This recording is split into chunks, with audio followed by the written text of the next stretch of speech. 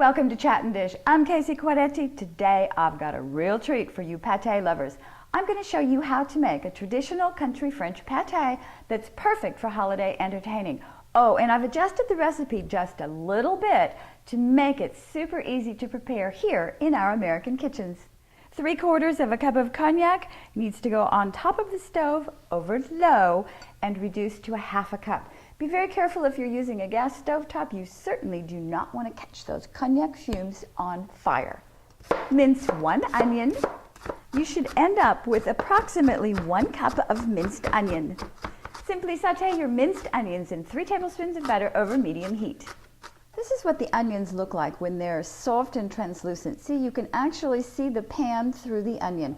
Now just set them aside to cool a little bit. We have 3/4 pound or about 12 ounces of bacon, and we just need to chop that up. Bacon gets combined with 2.5 pounds of ground pork, 2.5 tablespoons of finely chopped fresh thyme. No country French pate would be complete without a little bit of fresh chopped thyme. Add in 2.5 teaspoons of salt, 1.5 teaspoons of allspice, 1 teaspoon of fresh ground black pepper. Give these ingredients a good mix. Now that our onions have cooled, we can add them to our pork mixture, along with our reduced cognac, 1/3 cup of heavy cream or whipping cream, 2 lightly beaten eggs, 3 cloves of garlic that I want you to put through a press for optimum flavor. All right, I want you to mix all of this together well. Make sure that your garlic and your onions are spread throughout your meat mixture. Keep mixing until you have a nice, smooth consistency. Use your hands if you want. I prefer a wooden spoon. I find my hands are just a little bit too messy. Line your baking pan with slices of bacon. You're going to need about 15 to 17 slices of bacon. Overlap them just a little bit. 3 slices of bacon go on each end of your baking pan. Layer half of your pate mixture into the bottom of your pan. I bet you're wondering what this ham steak has been doing on our counter the whole time. Well, it's actually the center of our country pate. Just cut it into 1/4-inch slices. You're going to need about 6 ounces total. Just lay your ham slices in side by side. Now just add the rest of your pate and smooth it out. Now the bacon pieces that are hanging over the side of your pan, you just bring them up and fold them over on both sides. You do the sides first. Now bring the long end pieces of bacon up and cover the bottom of your pate. So this way your entire pate is encased in bacon. Cover your pate tightly with aluminum foil. Make sure it's sealed in there really nice and tight.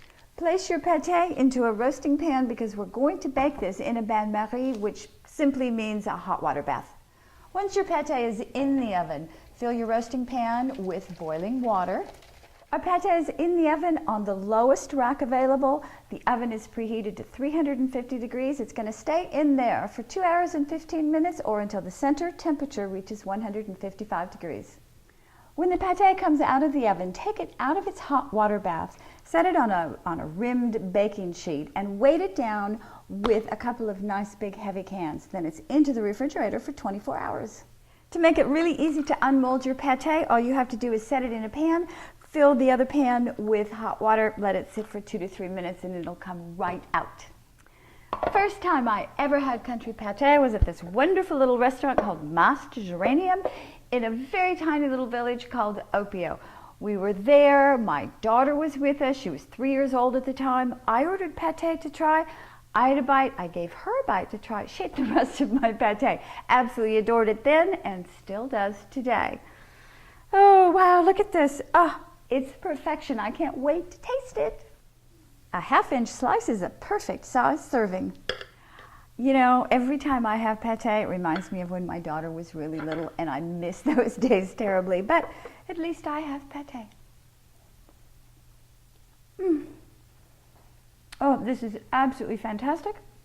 A little glass of red wine to go with it. Dijon mustard, cornichons, a little bit of French bread. I'm in heaven.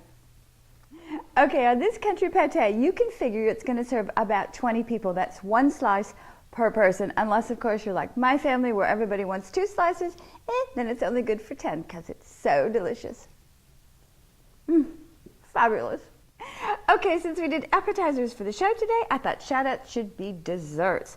First up, I want you to pop over and see my friend Debbie, whose blog is called Recipes for My Boys.